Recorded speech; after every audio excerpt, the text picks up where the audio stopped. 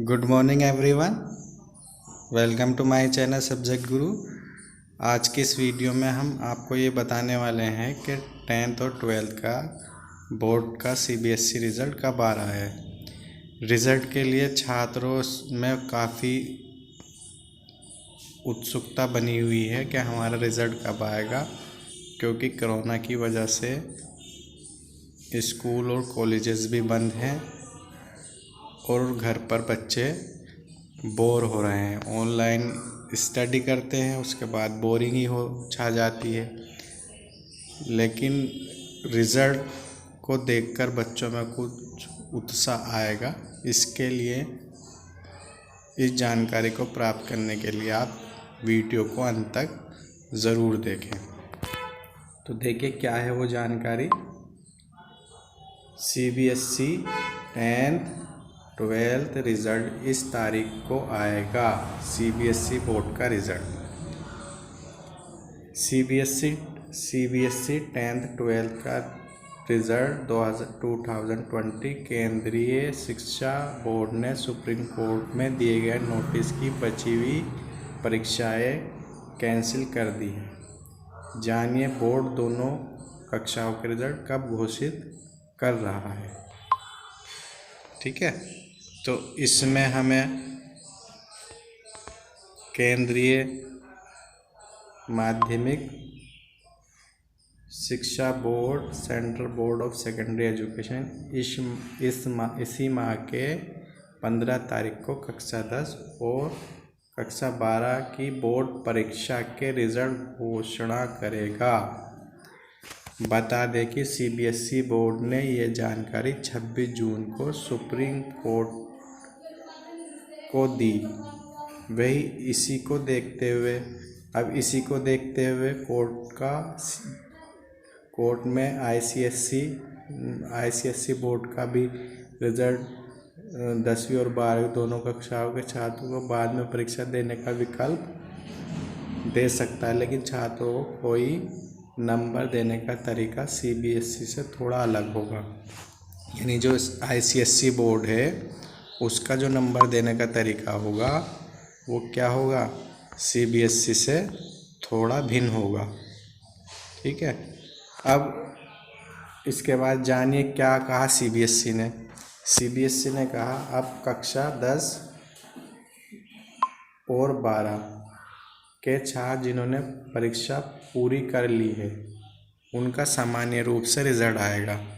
मतलब अधिकतर जिनके एग्ज़ाम हो गए थे तो उनका रिज़ल्ट तो क्या आएगा, सामान्य। अब स्टूडेंट में ये कन्फ्यूज़न बना हुआ है कि जिनके मतलब एग्ज़ाम नहीं हुए थे उनका क्या होगा।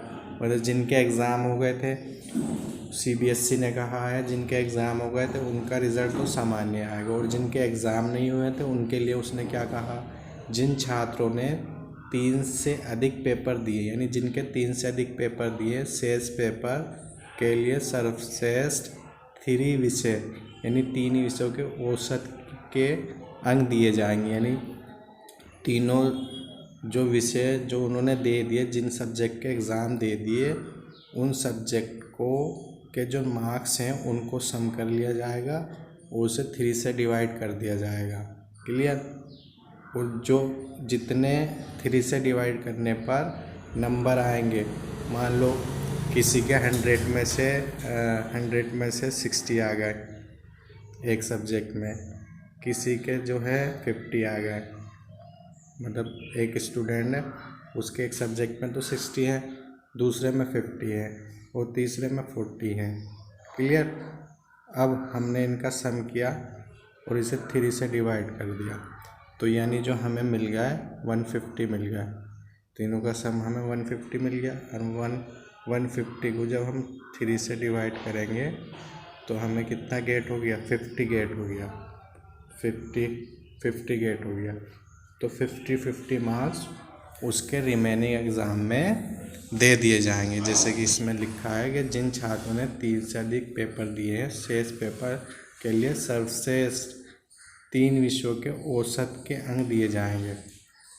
जो सर्वश्रेष्ठ 3 विषयों के अंक हैं उनके औसत के अंक दे दिए जाएंगे। जिन लोगों ने 3 पेपर ख़त्म किए हैं शेष परीक्षा के लिए सर्वश्रेष्ठ 2 विषयों के औसत अंक मिलेंगे।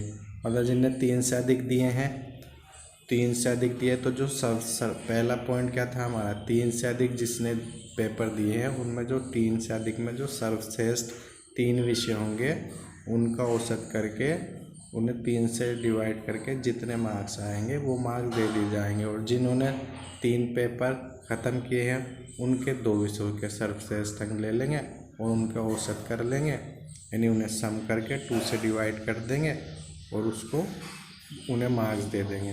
क्लियर है। नेक्स्ट क्या है हमारा, जिन लोगों ने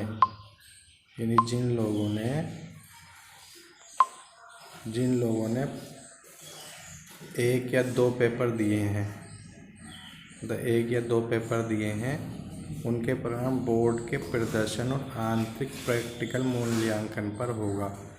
1 या 2 पेपर दिए तो उनका क्या होगा, उनका आंतरिक बोर्ड के प्रदर्शन और आंतरिक प्रैक्टिकल मूल्यांकन पर होगा। यानी बोर्ड में कैसा प्रदर्शन है उनका और आंतरिक मूल्यांकन क्या है उनका, प्रैक्टिकल जैसे इंटरनल असेसमेंट होता है, इंटरनल असेसमेंट में क्या है उसके आधार पर उन्हें मार्क्स दिए जाएंगे। ठीक है। अब रिज़ल्ट कब तक आएगा ये भी आप जान लो, रिज़ल्ट कब तक आएगा। तो केंद्र सरकार ने कहा है कि हालत सामान्य होने पर CBSE परीक्षा आयोजित की जाएगी। वही सूत्रों की माने तो CBSE परीक्षा कराने के मूड में नहीं है। बता दें कि CBSE छात्रों के मूल्यांकन की योजना के बारे में अदालत की एक अधिसूचना भी प्रस्तुत की है। मतलब अदालत में एक अधिसूचना भी प्रस्तुत की है। CBSE की अधिसूचना के अनुसार 15 जुलाई तक नए मूल्यांकन फॉर्मूलों के आधार पर परिणाम घोषित किए जाएंगे। CBSE की बची हुई परीक्षा का आयोजन 1 से 15 जुलाई के बीच होना था, जिन्हें रद्द कर दिया गया है। यानी जो हमारे 1 से 15 तक एग्ज़ाम पहले से होना था, CBSE ने अनाउंस कर दिया था, जिसमें कुछ जो थे गार्जियन इसमें संतुष्ट नहीं थे, उन्होंने कोर्ट में अर्जी डाली थी, उसको कोर्ट ने एक्सेप्ट कर लिया और उस पर सुनवाई हुई और परीक्षा को रद्द कर दिया गया। अब मैंने कैसे जो आपको बताया उसी के अकॉर्डिंग जो बचे हुए एग्ज़ाम हो गए, जिनके एग्ज़ाम हो गए उनको तो सामान्य रिज़ल्ट आ जाएगा, और जिनके एग्ज़ाम नहीं हुए तो उनके जो मैक्सिमम 3 से ज़्यादा जिनके एग्ज़ाम हो गए तो उनके मैक्सिमम नंबर ले लेंगे और उनको एवरेज करके ऐड कर देंगे। और जिनके 2 हो गए, जिनके 3 हुए उनमें 2 मैक्सिमम लेके, और जिनके 1 या 2 हैं तो उनके इंटरनल असेसमेंट पर देखा जाएगा। ठीक है। तो इस तरह से आपका 10th का रिज़ल्ट आएगा। आशा करता हूँ ये वीडियो आपको पसंद आई होगी, और नई जानकारी जानने के लिए हमारे चैनल को सब्सक्राइब करें, जिससे मैं जितनी भी वीडियो एग्ज़ाम से रिलेटेड, एजुकेशन से रिलेटेड अपडेट करूं तो आपको सब मिलती रहे। Thanks for watching this video.